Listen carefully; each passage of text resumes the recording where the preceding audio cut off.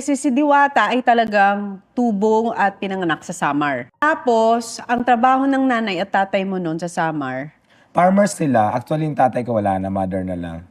Dati yung kapatid ko nagtatrabaho dito sa Manila. So parang na-curious ako sa pag umuwi sila, mapuputi, pag alis doon ng itim. Yung pala, kaya pala sila gumaganda, pumuputi kasi hindi sila makalabas ng bahay. Gumaganda yung balat nila. Uy, pero wag natin nilalang kasi kung hindi dahil sa kanila, Oo. 'di ba, hindi gagaan ang buhay ng mga Kasi di ba yun lang naman talaga yung kaya namin na trabaho. So proud pa rin kami kasi malaki din ang tulong para sa amin. Anong pakiramdam na unti-unti nabago mo yung buhay mo? Imagine mo yung nakatira ka sa tulay, tapos ngayon may kotse ka na, may bahay Masarap ka ang na. pakiramdam, masarap. Pakiramdam na masarap na hindi ko kayang i-explain. Basta ang saya kasi bukod sa marami akong natutulungan kasi marami din nagtatrabaho sa akin na umaasa din sa akin, lalo na ako. Talagang tubong at pinanganak sa Samar. Tapos, ang trabaho ng nanay at tatay mo noon sa Samar,